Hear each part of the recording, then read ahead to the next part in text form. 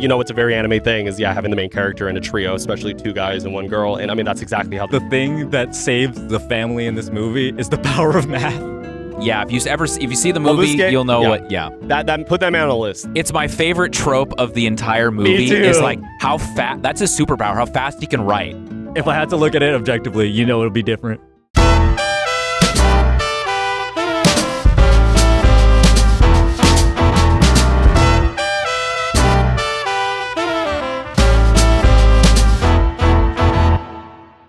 And welcome back to another episode of Pinoys versus the World. My name is Harald Hyllseth. My name is Chris Angkico. And Chris, as you can see on the YouTube channel, on the video, we are joined today by our first on-screen guest, first guest of the pod, Jared Garalde. What's happening, Jared?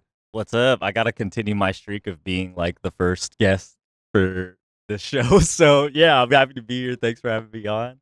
I'm also excited that I get to talk about this movie with y'all as my first time on the video. And what is that movie, Harald? That movie is 2009's Summer Wars. It came out in a 4K re-release on AMC. We saw it a few days ago now, and it's from famed director Mamoru Hosoda. Oh yeah, we landed that on first try. One of his many movies that he's directed, director of one of my favorite movies growing up, Digimon films, which is super crazy. I just had to shout that out. 1999's very own. Yeah, it was like, have you seen the Digimon movies? It's been a while. I remember I think probably I rented it from like the Total Home Video, like in my hometown when that was still open. Yeah, when it was like VHS stuff. So yeah. Yeah, that's like crazy. I feel like I need to look those up because I'm like the gears are turning. I was a Digimon fan. I need to see if those were the ones. That's a cool fun fact. Think on it. And we'll be passing the mics around a little bit today too. So bear with us as we have our first guest and we have a good little conversation about one of Jared's favorite films, which is why we're here and why we've invited him on to be our first guest on camera on the pod. Summer Wars, yeah, like we mentioned, came out in 2009. This is one of the 4K remasters that I feel like a lot of theaters are starting to do. I know, Chris, that we've talked about this before on the pod. And Spirited Away for the first time, and maybe not a 4K re-release, but a re-release in theaters. And for a lot of these films that probably didn't get huge or if any releases in the West. From 15 plus years ago, where we're kind of getting blessed right now. You know what I mean? Yeah, and then we're going to get a re-release of a movie that we've covered already like a few months ago, Naja 2. Oh, we're going back. In the English re-release, 2, baby. Which is wild. Like the fact that that's already coming back into theaters, which is wild. But obviously that's for another day, but it's just wild. Jared called it Aquafina. Yeah. Wait, seriously? What? No, wait. I didn't know. Michelle Yeoh. No, Michelle. okay. Michelle Yeoh. I'm like, no. Crazy. Yeah, but we did make some good. We called the Michelle Yeoh for sure. Yeah, because we were brainstorming like, if this is gonna have an English redub, there's got to be Michelle Yeoh in there, and there is, and we'll be seated. What are you? For sure. Will we be seated, Yeah, Chris? that was it. Incredible. Yeah. I do have to say too, shout out Kei Kwan will also be in the film. That has been confirmed. So we do have some heavy hitters that have been in some big movies out here in the West for this re-release. So yeah, we're gonna do Jared will be here for it for sure. He'll be seated on this chair. But as always, check us out on Instagram at Pinoy Versus. Subscribe, like, all these things down below. I don't know, Jonas, right here, subscribe. Right here, like. It's just little things in the video, a little bit of fun editing. You should just put it on me. Just leave these guys hanging. Throw it on this guy. Yeah. Perfect amount. But yeah, find us on any podcast platforms as well. But before we hop into it, Jared, just got to give you a little shout out on this. Wouldn't have known about this film unless you brought it up. We already talked about Digimon. Hell yeah, shout out Digimon. But most importantly, this, at least in my opinion, this movie being animated by Madhouse and being an original film from Hosoda and Madhouse is just like a killer pair. Madhouse, Frieren fame, Monster fame, specifically season 1 of One Punch Man. All the weebs know those are some goated anime. I know Frieren's up there for me just in general. But, we're here to talk about one of the films that they came out, over 16 years ago now. Winner of the 2010 Japan Academy Prize for Animation of the Year. An animation prize that went out to First Slam Dunk, another movie that we've chatted about a little bit in the past on the pod. But I'm going to just pass it over, or maybe I'll have Chris pass over the mic to Jared to get us started. Yes. This is one of, if not Jared's favorite anime movie but I'll let him either refute or confirm those claims. How about you get us started about chatting about Kenji? Shout out Kenji, one of the main characters we start on, and how do we get going in this movie, Jared? Okay, you have the con. Yeah, I mean, like, just provide a little bit of context of like why I even like, yo, this movie's coming out. I mean, Harald, you were the one who called it out. I didn't know it was going to be re-released, but I first saw this movie at SakuraCon, which is an anime convention in Seattle. Shout out. I don't know if it was the year it came out or a couple years after, and it didn't have a release in the U.S. to my knowledge until now, and so we were having a lot of downtime, just after walking the convention, and we were like, "Oh, let's go check out this movie," and we just sat down, and it was just a room full of anime fans or whatever, and it was such a fun experience watching that movie.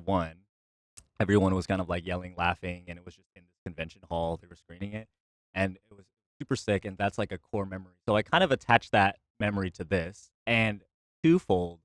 I just really like this movie because, as we'll kind of talk about later, there's a big family dynamic, which is a part of this movie, and it really reminded me of my own family, having a big family, big extended family, a lot of cousins type of thing, and I think it just holds a special place in my heart for that reason. So I saying my favorite anime film, I think in my heart it is. Yeah. Of course. I mean, objectively, if we're gonna be very like objectively, if this movie, I think there probably is some better, but to me, this movie just makes me feel like all warm and fuzzy on the inside, and yeah, happy that I was able to watch it with y'all in the re-release. The 4K was sick, and like, I never thought it would be a movie that they would re-release because it is kind of more deeper in his, I was gonna say discography, but his filmography. Deeper in his bag, yeah. In his filmography. They dug deep for this one.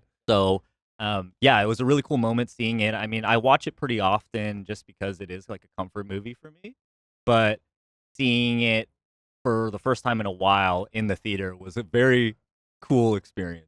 Amazing. But to your point, Kenji, my man. Yeah. Not really my man. Whose man is Kenji? Whose man? It's a very anime main character. I don't even know if you'd want to call him like a main character necessarily. I mean, I'm even going to say it right now. There will be no spoiler-free review. We're just jumping straight into the conversation about it today. But no, yeah, you bring it up immediately. Kenji, Takashi, and Natsuki. You always got to have a trio, and a lot of it. Very, again, like we talked about, Chris. I think Shea Frillis Productions on YouTube gave this a review and just talked about how anime of an anime movie this is. It was a one-word review. Always just anime. And what's a very anime thing is having the main character in a trio, especially two guys and one girl. And I mean, that's exactly how this movie starts before you're just kind of like on a roller coaster ride, right? Yeah, I mean, like it starts out basically the premise of it is, I mean, we introduce Oz first, right? Which is this. Oh, right off the top. Yeah. It's basically the metaverse, where everyone does everything through this social media type of app. And yeah, I was gonna say it's the metaverse, but also if the water supply was connected to it. Oh man, exactly. Like there's government stuff connected to it. It's basically like imagine the world where everything was through the metaverse and connected to your metaverse account. But the side plot, which I think is interesting, there's this whole Oz plot, and then there's this family kind of kooky rom-com-y type of subplot as well, where Natsuki basically is like, I need to kind of like, if y'all have ever seen The Proposal, like I need a fake boyfriend to pose as somebody because my grandma is 90, she's turning 90, and we don't know how long she has left to live, and she's always wanted to see me like have a boyfriend, so I need somebody to pose as my boyfriend for the weekend, and that's where Kenji comes in. Shout out Kenji. Probably could have went with a better choice, but his whole journey is like he's a math guy, and he is really good at math, but he's just shy, not very confident, and we kind of see him grow throughout the movie. And basically while we have Oz as one setting, and then this next setting is we just jump straight into the family's ancestral home, basically the Januchis, because that's like most of Januchis, yeah. And they've been, as many times you hear from many of the characters. We're not even I didn't even look through the character list before we did a little bit of research for the episode itself, because there's so many characters in this film outside of that main trio.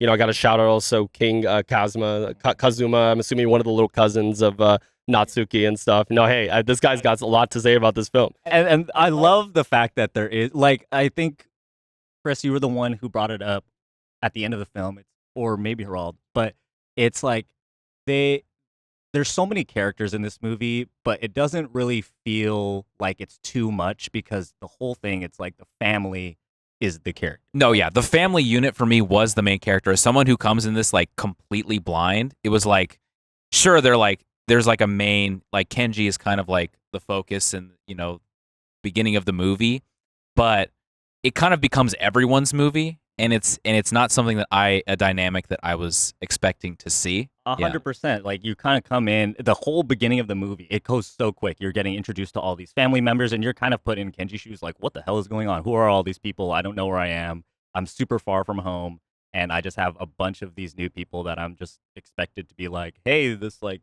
I'm going to be part of your family now, basically. And yeah, and then it's all tied together with the matriarch of the family, which is the grandma.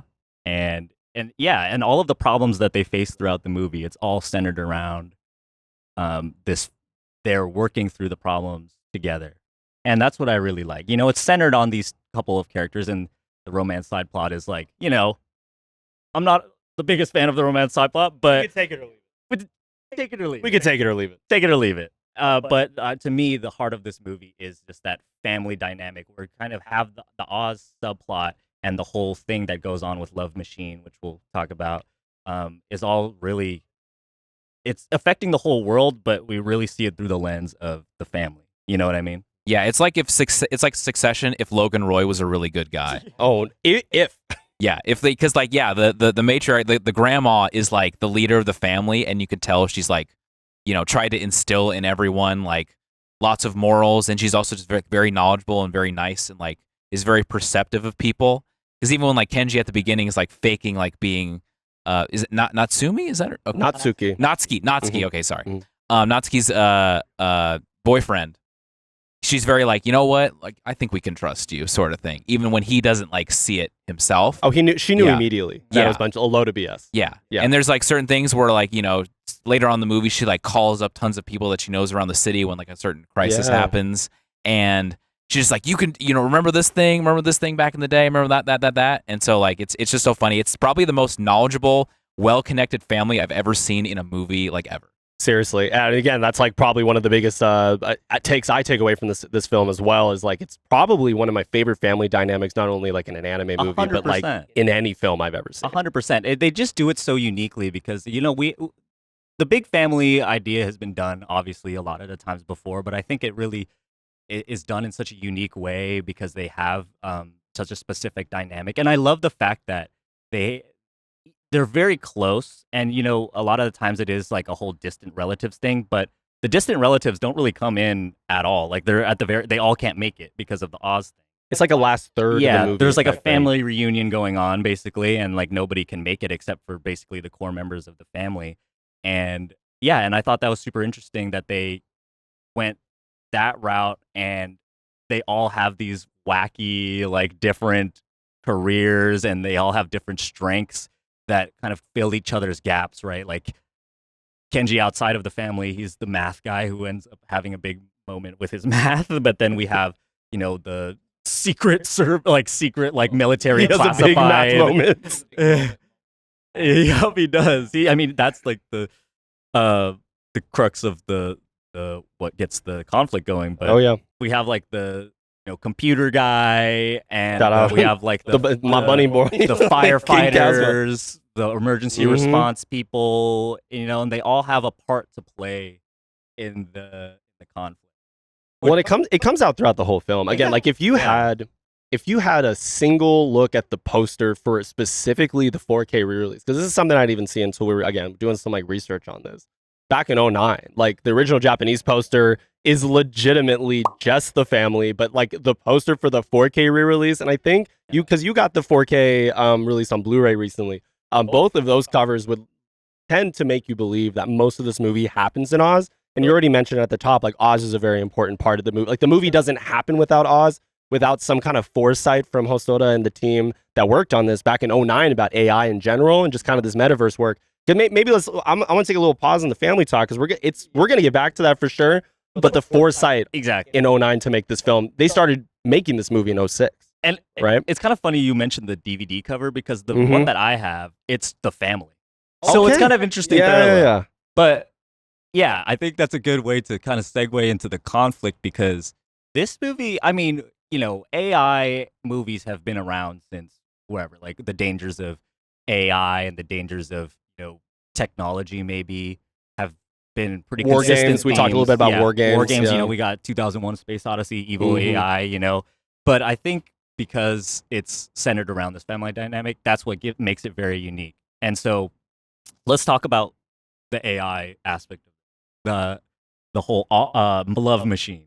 I think I think it's not really as much to me about like the AI thing because I feel like Yeah. the rogue AI is something that like even back then they were sort of doing because it's like you know, Right. and you know even if it wasn't as like current as it is now, I think the one idea that I take away from like when the AI like floods the system is that like everything is connected to the one system, like you said, Right. like the metaverse thing. That's Yeah. like that was like the dangers of like don't put all your eggs in literally one basket. Let's not connect our, sorry, I know this is on YouTube. Let's not connect our Google account to everything that we do. You know what I mean? Yeah, but it is like one of those things where it's like, yeah, like that's the dangers of like an all-in-one Right. account sort of thing. Especially like, I mean, they take it like one step further with like government accounts or like connecting like The president can the- send off nukes. the water supply, the nuclear reactors, like the streets, the lights, like all that stuff is all. But yeah, which is just it's just like the wild. That's probably the one like takeaway that I took from it was like, don't do that. No, Yeah. I mean, hey, Yeah. even outside of the moral implications of like, a movie trying to have a message behind why they're even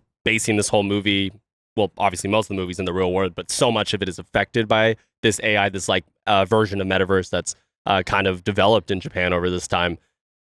Something that is got to be said about this film before we delve more into like just generally the story. I think this has got such a beautiful like bit of Madhouse like imagery. And again, we're gonna get back to it. It's got Madhouse. It's got the sauce. The animation is animation is spectacular. It holds up. The action Seriously. scenes, while they are like few and far between, when they are there, you could feel the impact of the punches and it's like they literal impact frames. We get impact frames in a movie about Granny and her family. Yeah. You know what I mean? and they do this whole like technology kind of like hacking because it's I Yeah. mean it's in a digital world, but they translate it through physical, kind of physical violence animation, which is pretty fun. Like you're feeling it. Like when Yeah. King Kazuma, when the bunny avatar figure gets hit, you feel it. boom. You feel it when because King Kazuma played by Kazuma's feeling it. Kazuma's his little kid. He's got a little sister on the way. I'm assuming he's probably one of the cousins. He talks about his uncle like he's his sensei, that he's his master. Someone who's teaching him real life martial arts to translate it to the video game. It's crazy. See, that was the interesting thing because like it's funny when the king would battle like the love machine. Yeah. And like he'd be like doing the thing and he'd like run out of stamina and the moment he like let his keys like his hands off the keyboard, love machine goes bam.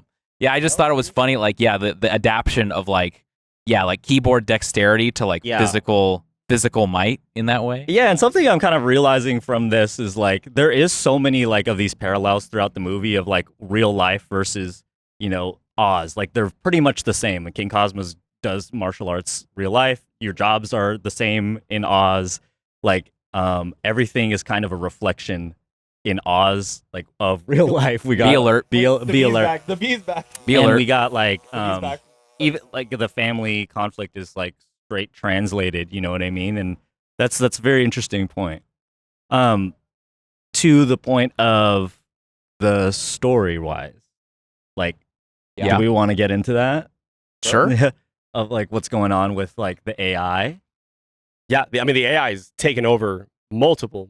Oh, the bee is back, man. This is channel lore now. If Yep. you saw our last episode, B. you know Ben Stiller himself, Mr. B. You like jazz.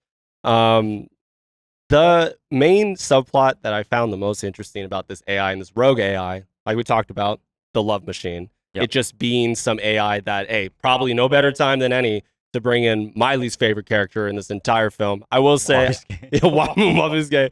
Wabusuke comes back from America, long lost cousin that I couldn't tell. Maybe you know more from seeing the movie more. Is he a cousin? Is he like an adopted figure in the family that's kind of cousin, brother to a lot of people? So Wabusuke is Granny's. So the grandpa who is not in the movie. He's basically his love child. Like he had him out of wedlock, and so he is kind of like not. He's like a half related. And he's kind of like the black sheep of the family because he was born out of wedlock, and so he never really felt out like in the family. But Granny was the only one who kind of took in him with open arms, which we see later makes a really big impact. And I mean, again, to talk about the family dynamic, we're covering all our bases here. We have deadbeat cousin, deadbeat uncle. We have pervert uncle. We have, uncle that's taking it way too, thinking about the past way too much. Weird cousin. We have the single aunties. We have the married aunties. We have the one auntie with like 5 kids. Yeah, with 5 kids. We got all of our bases. But Wabusuke basically, he ends up being really smart. He moves to America, stealing all of the family's money. Works for the DOJ now, trying to pick up DOJ contracts. And he was, we find out, is the developer of this rogue AI love machine, and so they kind of put the blame on him for developing it, but it's kind of the US's for using Oz as the test. So yeah, I mean, they release this AI out into the world. Wabusuke comes back, and that's where we are seeing this whole family conflict and this Oz conflict, because AI, the love machine, is released onto the world. Breaks through because of Kenji solving quote unquote. Yeah. Side note: I know we were kind of jumping around a lot of plot points here, but now we have to talk about Kenji waking up in the middle of the night to a message on his flip phone. Shout out all the aesthetics of this film. Very 09. I needed to see more Blackberries, but we got a lot of flip phones. But yeah, Kenji waking up in the middle of the night and being like, "Yeah, I'll accept this challenge." Pretty much like, you broed me, you at me, like in the chat section. Like, yeah, I'll solve this equation. He ended up, just unleashing one of the worst AIs on the whole world. Because it's not just Japan that relies on Oz, conceivably, right? It's like, oh yeah, now we're dealing with that by the end of the movie. Nuclear attacks and basically getting control of the most dangerous weapons on planet Earth. But no, yeah, Kenji just solves it in the middle of the night like it's nothing. Bro wakes up and it's just what are we supposed to do about this, Kenji? Like, you put this on us.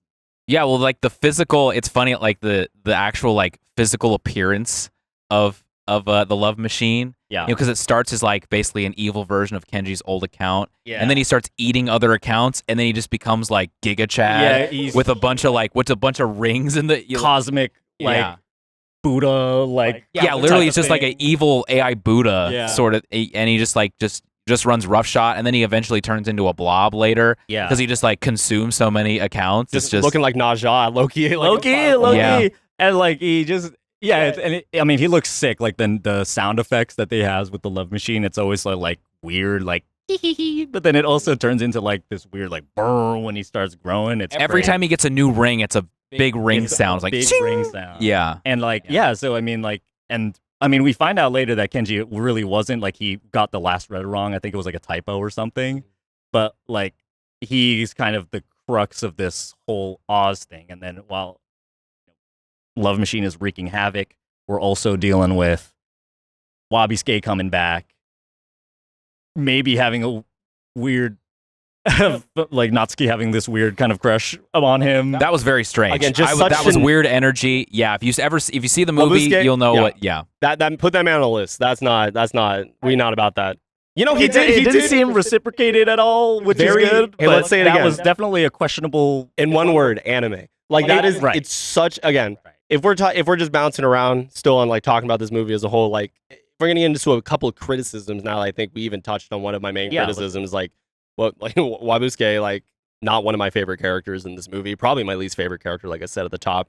And even you balance it with the most anime tropes of the anime tropes, not really, 09 was a different time, but it seems like that's probably the part of the movie that hasn't aged the best. And it also doesn't even age the best for outside of what you maybe look at the film in terms of what kind of if you're bringing in moral implications into it and whatnot, but even in terms of serving the plot, It doesn't serve the plot that well, and like kind of slows it down in my opinion. Like the best parts of this movie are so friggin' strong, but are brought down a bit by these like little bits and pieces thrown throughout that maybe we just don't get in the West. But like I think objectively, some of it hasn't aged very well. It's an interesting perspective on Wabi-Ske, and I think I understand where you're coming from. I think the thing that makes me, I'm not like necessarily justifying it or anything, but I think the thing that kind of ties it a little bit more together for me was Granny, and hopefully we will talk about Granny because she's basically like the bedrock of the movie, like she's family. I mean, that's enough said, honestly. Yeah. But it's interesting because I think she has this speech at the end after she passes away. Spoilers, but rest in peace, Granny. Yeah. That the whole idea of family is that nobody should have to be hungry or alone. That was the one thing. Is like being hungry and being alone are the two worst things that could happen to a human being. And we have to like try our best to understand our family because Wabi-Ske, like you said, he's an asshole. He doesn't have very many redeeming qualities. He's kind of aura farming the entire movie. Yeah. Honestly, it's truly like Max, always laying Max aura farm. I think like he's just kind of way in the distance from the whole family like the whole time. He's just like sitting around. Yeah. And then you realize like he actually came back because he got money from Love Machine and he truly does care about Granny, right? And then they kind of bring him back in. And so the whole idea is that no matter what, you have to try your best to try to understand where he's coming from and why he is the way that he is, and you just, regardless of your differences, you can sit down and eat together and look out for each other. And I think that was kind of his purpose in the movie. That doesn't mean he's like a good character, and I agree, like, he doesn't, like, I'm never gonna ride or die for Wabi-Ske, but it's just we gotta know Wabi-Ske stands out here. I think he serves the purpose in the movie to be like, yeah, you're gonna have shitty family members, but you have to ultimately work together. Well, it's actually one of the strongest points. Again, let's bring it back to one of the strong points of the film. We're back in this family kind of aspect of how, honestly, protective they are of a lot of the stuff that I think they all perceive to be the strengths and shortcomings of their own family. I think it changes if you talk about certain uncles or certain aunties. Obviously, the kids are just the kids. They're kind of a fun like aspect. Like every time, seriously, like these kids are just running around and just being a menace.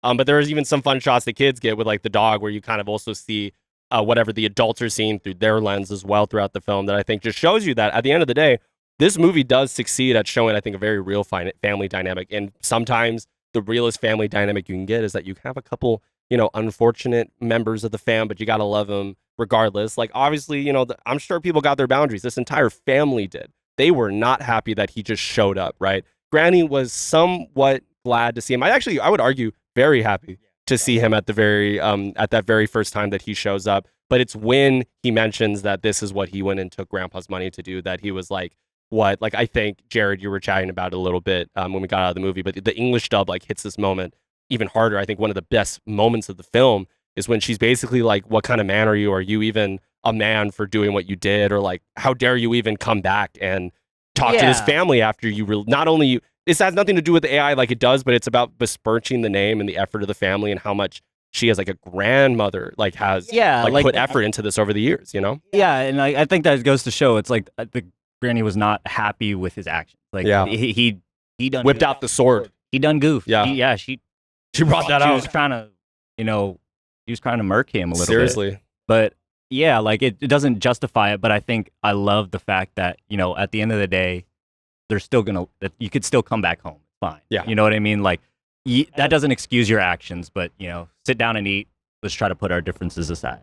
Casting aside any differences, especially like in a family sense, again, like there are lines that this family is obviously incredibly protective. I mean, they're protective when they find out like the moment they could throw Kenji out, they're like, Kenji, like, why are you back?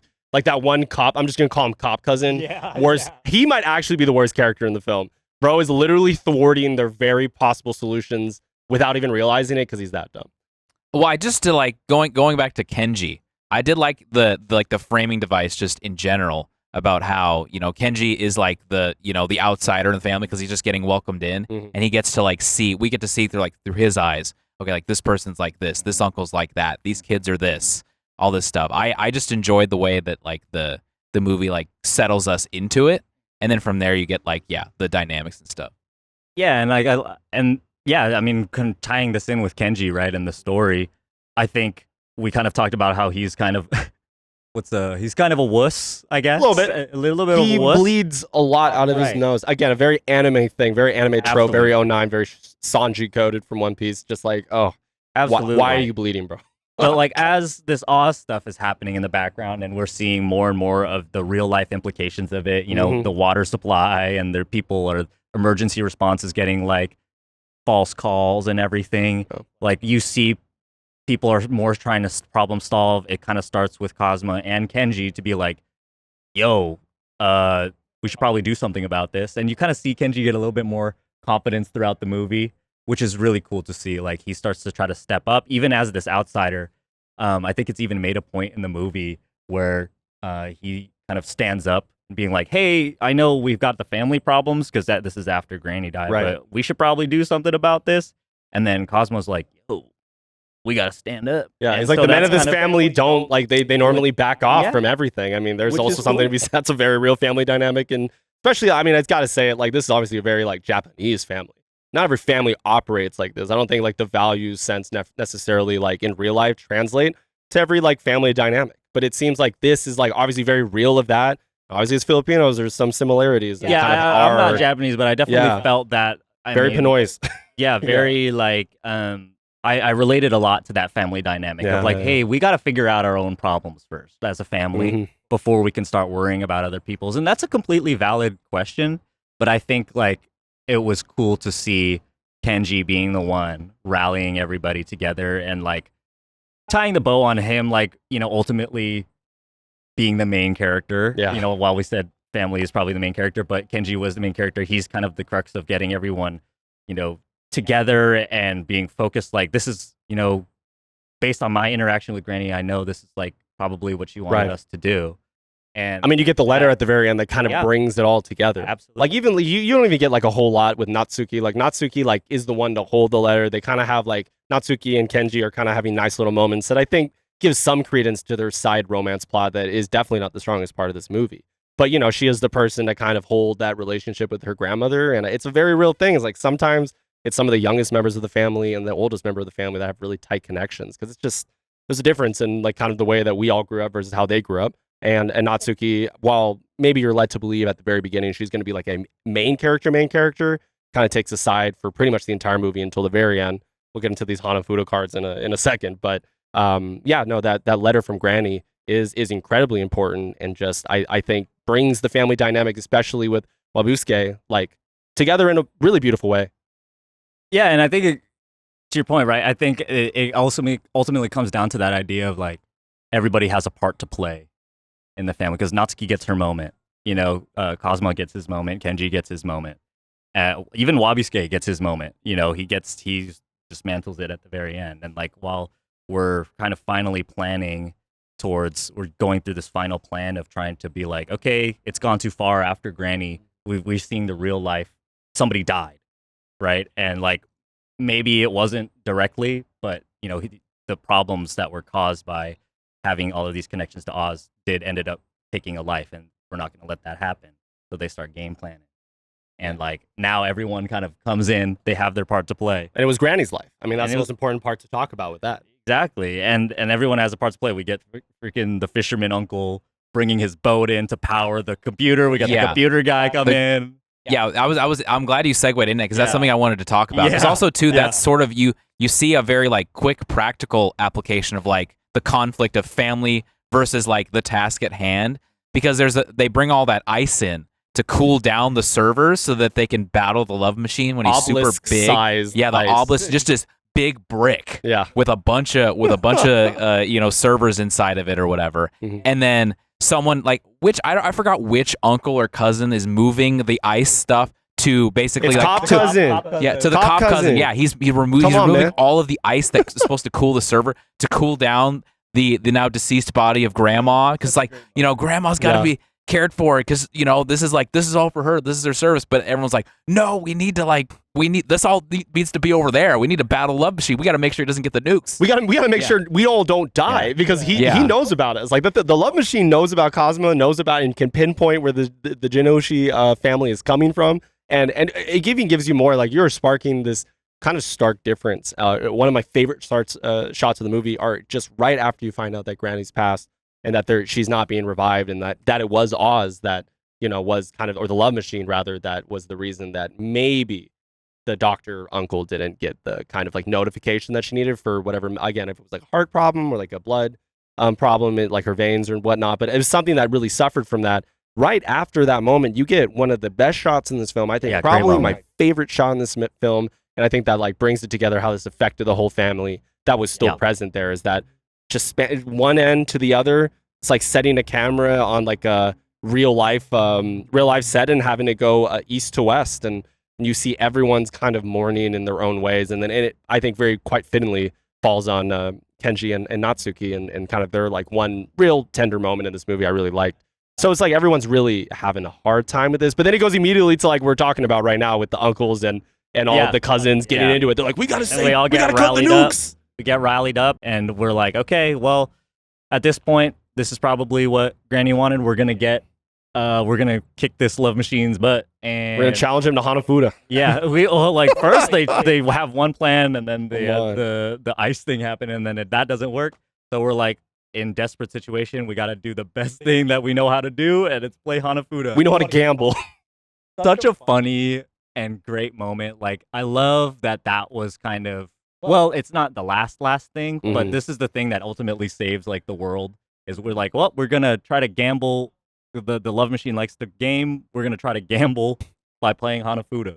And something that Granny talks about. I mean, Granny and Kenji have like, that's like the last thing Granny does before she passes is play that game. And he's like, oh, you're a nice boy. You should marry my great granddaughter. Like, and then there's just this great like card game sequence in the virtual casino, which is so funny. Like, I love that that's like, it's not like this crazy action set piece. Like, they're literally just playing a card game. But even so, I do like how the entire world of Oz turns into a casino. Yeah. I thought that was very cool. It felt like very, very appropriate, and like, because it's like the metaverse, but like you can go into different rooms and like different worlds. Climactic, even though it wasn't. Yeah. And because we have built this kind of relationship with the fam, and we know what this card game means, and then they just going back and forth. Natsuki's killing it, but ultimately, she loses. Yeah. I was getting strong Yu-Gi-Oh vibes with the entire thing, especially when like they would like part of the cards, just be like part of the cards. They would like just be still, and the cards would like float around their heads. I was like, that was pretty. I'm like, that's sick. Hey, koi. Yeah. Every time it was the most hype. Again, it's like you're having a shonen moment, but with cards, with the old Japanese card. I activate Pot of Greed, where I can draw 2 cards from my deck to my hand. Well, I activate never saw this one coming. Pot of Greed. You didn't think I had the Winged Dragon of Ra down my sleeve, did you? Yeah, I love it. That's another thing we gotta learn. Hey, but we'll revisit Yu-Gi-Oh one day. 100% we have to. But yeah, I mean, like, and then so when Natsuki loses, and we have like not enough cards or not enough accounts because they're bidding with accounts. Yeah, she's lost at this point. You've got maybe 7 accounts. You need a minimum 10 or whatever. And there's like nothing left to do, and we just have such a fun moment where basically there's this one little boot from Germany, and it's this German kid who's like, please use my account, and then the rest of the Oz world, or at least a big majority of them, are like, use my account. Everyone's locked into Natsuki like it's UFC like main event title card on Saturday. And they're you know what I mean? Giving their accounts. It's a nice little, a little cheesy. Not gonna lie, it was super. It was super cheesy, but you gotta love that. You gotta love that. It's like. It's like some Gruyere. It's some good cheese. We're tying the whole family. We're putting all of our differences, our cultural differences aside to just defeat this one thing. And yeah, it was such a fun moment. Like, Natsuki gets like a Sailor Moon power up. Yo, Jonas, can we get the Sailor Moon power up right here? Sailor Moon power up. Insane. And they win it. They ultimately win it. And so the nuke is. The world is safe. The world is the nuke. It's like they it's so funny because again, it's like it shows you how long or how big of like a family that Granny is kind of like put out into the world through their lineage, right? But like a lot of them are in like either working for the government or working in like health like preventative services, like doctors and firefighters and policemen, people who serve the community, which I think is like, that's like probably a whole nother thing to talk about another day. But it's a really wonderful thing to see them all like come together. And towards the end, like you kind of see that they're all like have the tools and ability to be like, yeah, look, if this thing hits Earth, it's gonna be like the dinosaurs. It's like gonna be like when the dinosaurs died, y'all. Like, and then the aunties are in the back, like, let us mourn. The baseball game's been happening this entire time. and like everything's kind of coming to a head when they have to come together to divert the thing coming from with the satellite or whatever. I think that's a good point because there's just that one member of the family that's just super into baseball. Yeah. And she does not concern herself That's really. her son. Yeah. That's her son. Oh, that's her son. So she's playing. Okay. He's playing in the tournament, and I love that. Okay, I yeah. love that every time in this movie where there's a conflict happening in Oz or like they're fighting Love Machine, they're always cutting between Oz and the game. See, I'm glad it went the way it did and it didn't like affect the plot of it at all. No, not it at wasn't all. like the asteroid is gonna or the nuke's gonna land on the baseball game. I'm glad they didn't do that. It's just like, you know what? She's just like she just wants to watch her son so bad that she does not take part in any of the plot events at all. I love that it's just like a little cheeky, like every time that the family is struggling, he's always struggling in the game. Like and when the family wins, he wins. It's such a funny parallel. They had Bro pitching into the 15th inning in like 7 straight games just to make it to Japanese nationals. I'm not gonna lie, that's probably pretty realistic. I was like, he was just like exhausted, right? Yeah, he was just like extremely sweaty. So it was like, they're just paralleling each other. And when they finally win, he's like, hey, and it's so crazy because he doesn't even make it to like he's making the championship. Like he's not. It's a tournament to make the championship, which is hilarious. But yeah, I mean, once they defeat like Oz or Love Machine, he's still out there, which is kind of crazy. Like it's kind of crazy because I thought that was such a great climax, but I love the way that the movie just ends because it's just like, oh, the world is safe, but now I'm just gonna target this family. No, seriously, he was on some hater shit for sure. The Love Machine is such a good villain, I think, for that exact reason. Like, how could you even find? Like, I love unredeemable, like especially it's AI. It's like there's no like personality to it. It's nothing that like any human can doesn't even relate talk. to. Doesn't even talk. Just makes noises. Doesn't talk. Yeah. Seriously, like they try to flood him out that one time. That was kind of a cool scene, but like obviously that didn't come to fruition because Cop Cousin's just taking all the obelisks of ice away. But it is really touching by the very end, right? It's like the whole family is in the Ozverse. Everyone from the world is like rooting them on, and they're all like on a varying like different ages, different backgrounds. Like again, like you've got Cosma is like probably 11 or 12, like a younger cousin, and like the teenagers all have their flip phones, older phones, except for Granny. Shout out Granny, had a landline, brought it together. Shout out the landlines. They just did it a different way back then. But everyone in the family has got any device they can because they all have Oz accounts and all their avatars are in there at the very end. Even when they have to, you win the Hanafuda game, and then that's good. But then after that, you already alluded to, the very last thing that the family has to overcome, Chris, is just getting over the satellite because the Love Machine's a hater, and he's just like, well, guess you're gonna have to like take it out of me, and that's when Kenji goes into mega mode. He goes into Super Saiyan math mode. It's my favorite trope of the entire movie. Is like how fast. That's his superpower. How fast he can write. Exactly. He's just like so good at math. He's a master mather and a master scribbler. Ultimately, the thing that saves the family in this movie is the power of math.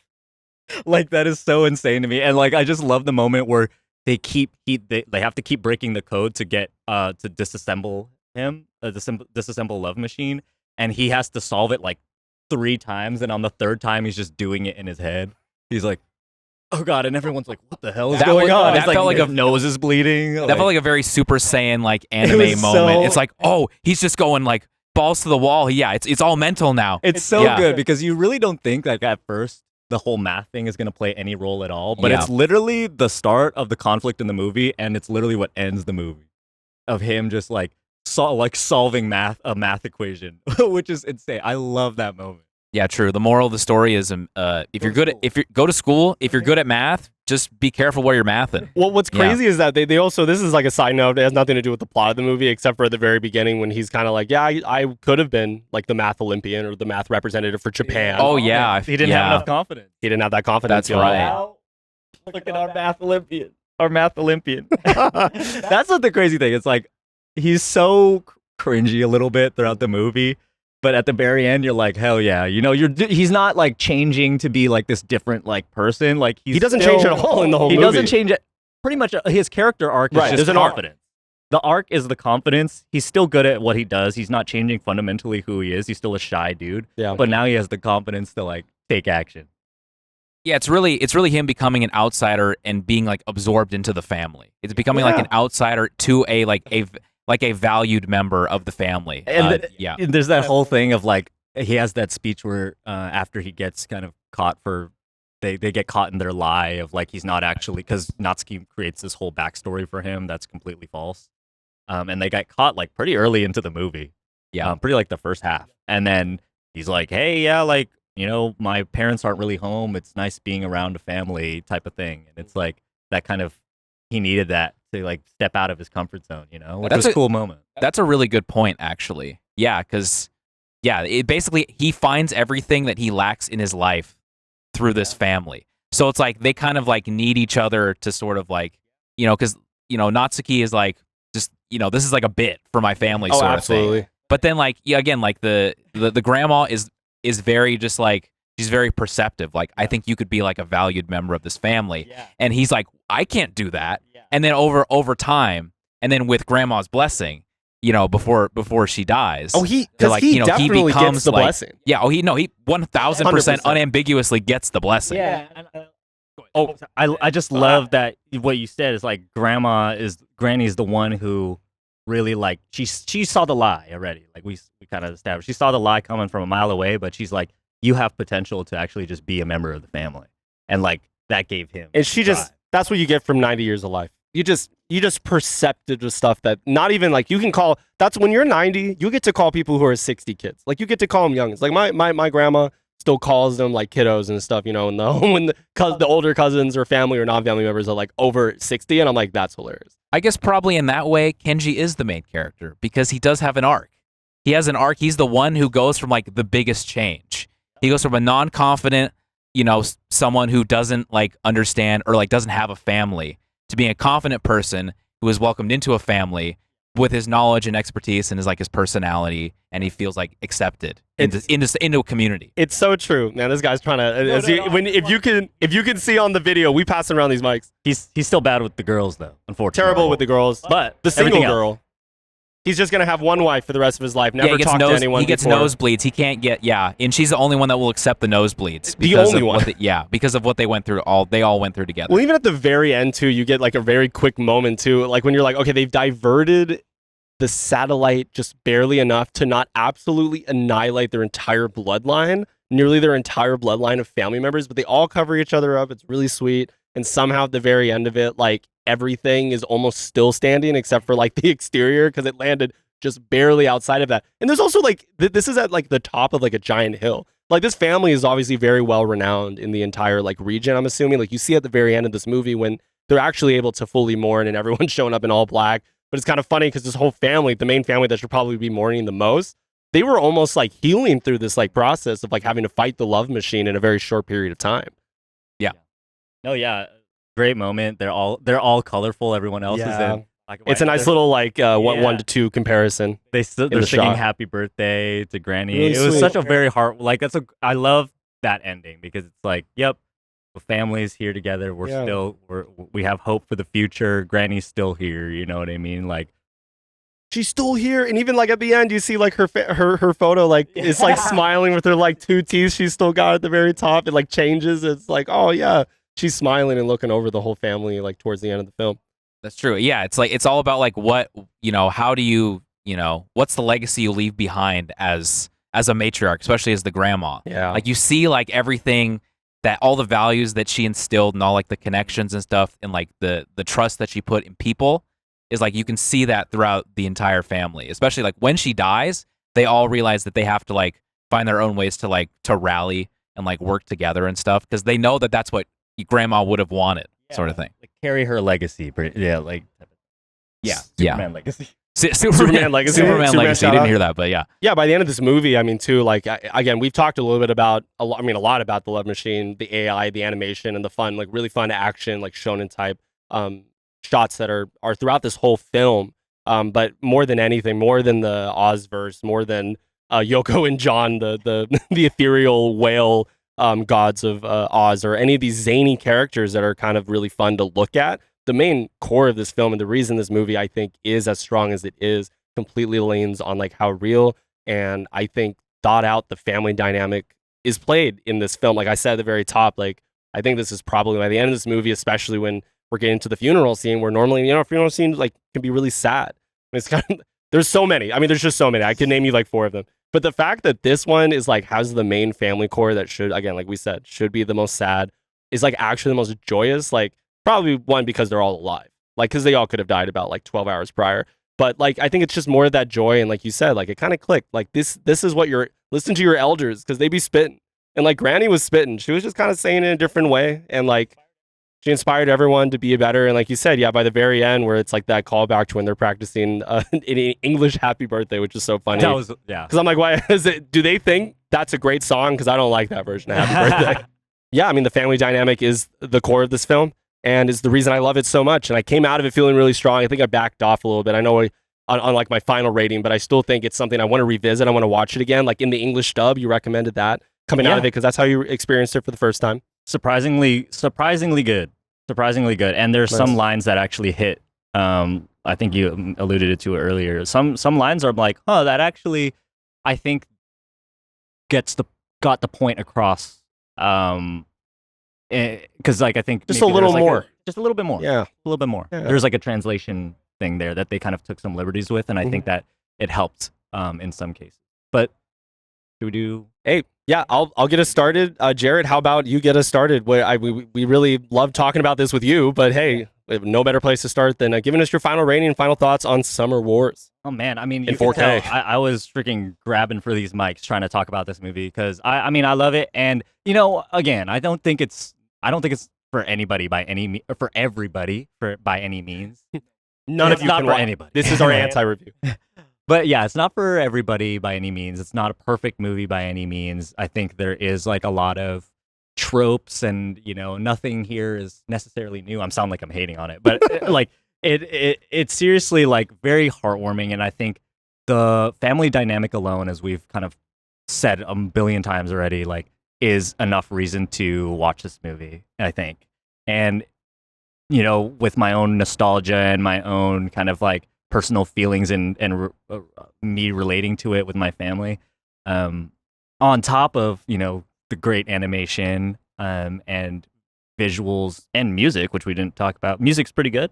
Pretty dang good soundtrack, especially towards the end. Yeah. I would say, like, yeah, in my heart of hearts, it's a 5 out of 5. You know, I don't even, you know what? I'm not even going to give the objective rating. Objective rating. Hey, your rating doesn't is your matter rating. because my heart of hearts is a 5 out of 5. If I had to look at it objectively, you know, it'll be different. But that's my story, and I'm sticking to it. Hey, your heart of hearts, Chris. What is your rating? What do you think about the movie? I commend you, Jared, because I mean, your non-objective 5 out of 5 is the reason why we're sitting here. Very true. Very true. So it's like you love this movie like so much that you're like, you know what? Let's see it and let's talk about it. So yeah, thank you for being here. Thank you, well, Jared. We're gonna do a preemptive thank you. But no, I think that I would probably personally, because I don't have the background and sort of stuff, I'd probably give it a 3.5 out of 5. There's a lot of things where it's like I think talking more, I think I do appreciate like the family dynamic more and like just kind of talking through it with you. But yeah, there's some certain like, you know, just kind of like cheese, I guess, to anime that I'm not much of I'm not nearly as much of an anime watcher as the two of you, so maybe I'm just not as used to it. But like, yeah, just sort of like the cheese factor kind of is sort of like not a deflator, but it's kind of like, you know, it's not really as much of my normal sensibilities when I watch things. And yeah, but that being said, again, I do like the whole the family dynamic. The animation is great, and overall, yeah, it was a good time. It was definitely not. It was a fun way to spend. What was it, like hour and a half, hour 40, something like that. Yeah, nice, short and sweet. Yeah. Yeah, I mean, hey, like we've talked a lot about in this episode as a whole. Again, thank you, Jared, for letting us see this. I came in to the movie with high expectations because, of course, I like take everything you say with more than a grain of salt. So I'm like, hell yeah, this is at least gonna be really good at like its base level. Which I, at the end of the movie, thought very highly of it. I think again, more of the as someone again as an anime and manga enjoyer and like a watcher and reader, like you just know the like not good cheese, like 4-day fermented blue cheese that sat outside type of cheese that's not very fun and like, you know, doesn't translate to the West as much sometimes. But I think objectively we're getting to a point where some of these more anime tropey things just like haven't aged as well. But I say that at the top because for the most part, for about 80 to 90% of this movie, I love the family dynamic. I think it's one of my favorite family dynamics I've seen, like on screen, animation or real life, pure cinema. Not a lot in absolute cinema. Not a whole lot of I think movies can give you that. And like again, I think it probably is going to be a movie that I don't think everyone will look at the family dynamic as strongly, depending on what your personal experience is with films in general, or not with films, with your family in general, right? Like not every family is this massive and this historic, which I think makes it special for folks that might be able to relate a bit to having a big family or something that's like so based in the culture. It's so funny on this podcast. We all love soundtracks and music, but we didn't talk any about the music from this movie. This is a weekly, episode by episode trope where we don't we just completely forget every time and neglect it until the end. We really have to make it a point in the notes when we talk. If we want to talk about the music, we got to do it straight away. We're gonna do it in the first 5 seconds. We got to do it straight away. Right in. Yeah. But I do really like the way that from the music in Oz to the way that Madhouse designed everything in that really fun kind of playhouse of a universe. Right. That's basically a coloring book. It's you take crayon to a sheet of paper, and that really what that whole world felt like. Very creative. And that's what made it jarring when you had to jump back to real life and real family dynamics. And again, I think this movie is incredibly real for that. Like there is the cheese, but 80 to 90% of it, I think, is incredibly well thought out. And especially that family dynamic, the characters you get really invested in. Animation is spectacular. I came out of it feeling 4.5 out of 5. I'm going to back out a little bit and be like, it's a 4 out of 5, a very strong for Hanafuda out of 5 rabbits. That's where I'm going to go right here. But yeah, 4 out of 5. Would see again. Koi Koi. Haven't said it very much in this. A lot of Koi Kois at the end of the film. And we're going to learn, probably put this to use instead of just for a prop and learn how to play it. But y'all, I'm going to actually just toss it over to Chris and maybe we can move down like we always do at the end of every episode. What have you been watching, Chris, other than Summer Wars? So I just watched Together, probably the Dave Franco, Allison Brie movie 2-3 hours ago. It's like a horror, it kind of reminds me of The Substance in a lot of ways. That's all I'll say about it. But it's also very comedic. I mean, Dave Franco and Allison Brie, they're obviously known for Jump Street, Community. They're married. Right? They are married. So it's very they're playing a couple in this, and they're having relationship issues, and then a supernatural thing happens, and then shenanigans ensues. But again, it is funnier than I was sort of expecting. And so I would say I'd give it another 3.5 out of 5 movie. I think it's worth a watch. If you got a free hour and a half on your hands. I think the people in my theater really enjoyed it because it is kind of a couple things in there are just wild. I will say. But let's see what else I got here. Because I got my letterbox. I got my phone right here, and I've been watching a lot. Oh, I rewatched Spaceballs. Because Star Wars is it's coming to SIFF. It's back in the Seattle area, and so we just also watched The Naked Gun. So I was Spaceballs is parody of Star Wars. I grew up on that movie. For sure, and a lot of the jokes still hold up. There's so much light speed, ludicrous speed, jamming a radar with actual jam. The Schwartz, making fun of the Star Wars franchise and its merchandising opportunities, and it's funny because they tease. They're yogurt, which is the Yoda stand-in. Is maybe we'll meet again, Lone Star, in Spaceballs 2: The Search for More Money. But if you've been following the news, that in 2027 they're going to release Spaceballs 2, which is, I believe it's called The Schwartz Awakens. So they didn't go with The Search for More Money, but they went with The Schwartz Awakens. And so if you haven't seen the teaser for that, it's really funny. They talk about all the different franchises that have come out since the last Spaceballs. So I would say definitely check Spaceballs out if you have not done so. But Jared, I will throw it to you because you have the other mic right now. Yeah, of course. I love Spaceballs. Yeah, that's one of my dad's staples. We own it on that OG DVD. 100%. I actually just watched Fantastic Four. Which is fresh out of the oven. I wasn't able to see it with y'all because I was traveling, but got the chance to see it earlier this week. I thought it was great. I really thought it was great. I think I need to watch it again just to get a full rating and hard opinion on it. But man, there are some moments in that movie I was this is peak. There's okay, I don't want to do spoilers, but I mean your episode's probably out. No, but full on. Yeah. We okay, spoilers allowed. Episode's out. I'm gonna spoil the space travel scene. super peak. Who gives birth in space? That's so sick. Sue Storm does. does. That was so sick. Wasn't her choice. Galactus was awesome. Hey, another cool family dynamic in a movie that I thought was executed really well. Really kind of brought that energy back to the MCU that I think that it needed. We had Thunderbolts too, but this was kind of like the one I was really waiting for, and I think it delivered. Like I came in with really low expectations, and I thought they were at the very least like met, and I'm really happy with even the casting and everything about it. Some fun teasers at the end, and so yeah, excited to see it again. And yeah, Fantastic Four, super sick. I'm sure everyone has seen it already. If you haven't, definitely go see it. Another one I actually watched over the weekend while I was traveling. We watched a couple movies. We watched Austin Powers. Oh, baby. Love Austin Powers. Like, there are definitely some jokes in there that maybe didn't age well, but the majority of them do, which is the movie. It was hilarious. It's hilarious. Like, I grew up on watching all three of Austin Powers. It has like a weird like niche in my brain of so many Austin Powers references, and it's hilarious. Like Mike Myers, I love you. I love you, Mike Myers. I don't know if he has anything going on, but thank you, Mike Myers, unless you did anything weird.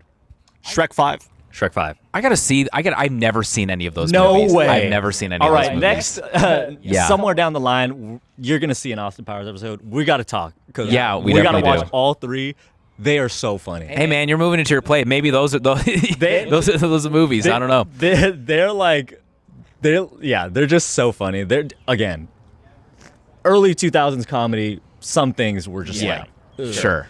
But the jokes that are, because the jokes, they're just hitting. They're not really, they just hit because they're funny. You know what I mean? So definitely great. I hope one day they do another one, but I don't think that'll happen. Also watched Napoleon Dynamite again, which was very interesting. Yeah. Watching it again. That was my first time seeing it after seeing it the first time, which was a long time ago, like pretty much when it came out. That didn't really hit with me as much this time around. The acclaimed director of Minecraft as well. That's insane. No way. Jared Hess. Yeah. No way. Oh yeah. I don't know if that makes sense or like putting that in context. Like, does that make more sense or does that make less sense of like the Minecraft movie?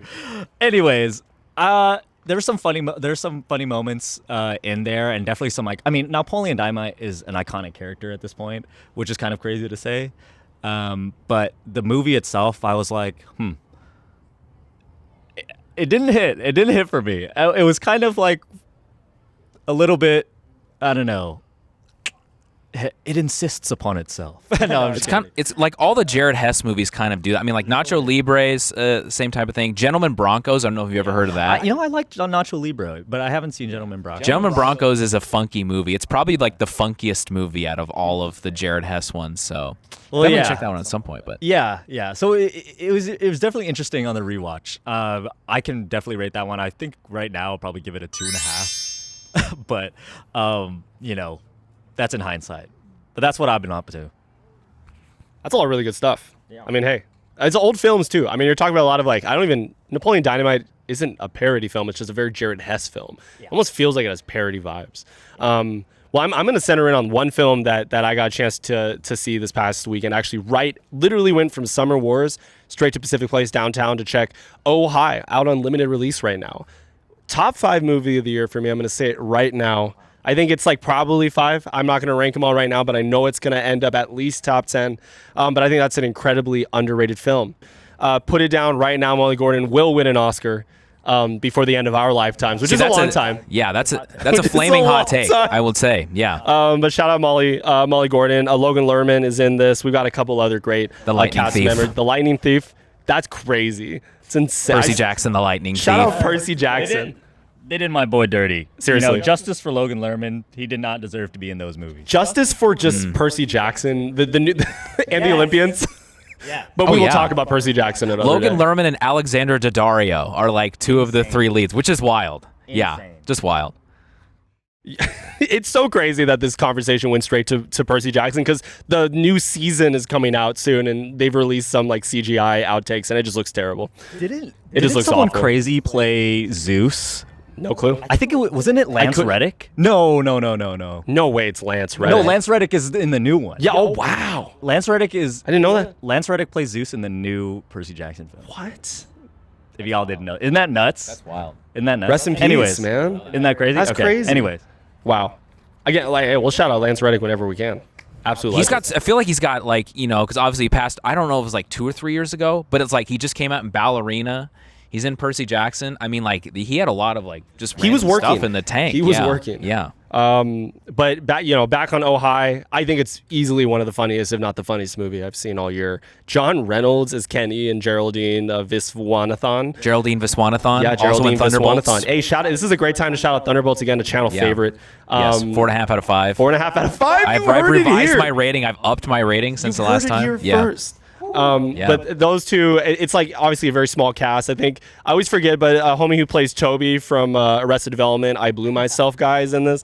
Incredible. He's just, you got 4 to 5 main actors that are in this movie, and I just think they all kill it, but especially the main 4. And like when you get to the twist, I don't think it's as much of a twist. I mean, Chris, you've seen this movie as well. It's not as much of a twist, but spoiler alert, there's some stuff going on with like getting tied to a bed, and from that point on, you pretty much get the entire film. But I mean, I think it's well worth watching. It's kind of it's a tight movie. It's 94 minutes, and I just think it succeeds in everything it's out to put, or it's trying to put out into the world. And man, do I love Oh Hi. I really love this movie. Maybe we'll talk about it in an expanded episode in the future. I know we've talked to Devin, former guest of the channel. Makes it sound like she's never coming back. We might have to do like a mid-year, or second half year check-in or something like that. I feel like we got a lot of movies that like this What We're Watching segment is going on much longer, but I enjoy that because I feel like we've just seen a lot of different things. I would love to check in with y'all about what you've been watching. Hell yeah. Yeah. But yeah, I'm unless y'all got anything else though. For the guest, Jared, thanks for coming on the pod, our first on-screen guest, and for recommending Summer Wars to us in 4K. I'm gonna say it right now, I'm gonna buy that in Blu-ray when we get some more money in the bank. That's the first thing I'm buying. But on that note, hell yeah. Thanks again for watching and listening to this episode of Pinoys versus the World. As always, executively produced by Jonas Hyllseth. Wow, it's gonna be a fun time to see how the editing is gonna go with this one, passing around the mics and everything. Yeah. Well, thank you, Jonas. Thank you, Jonas. Thank you, Jonas.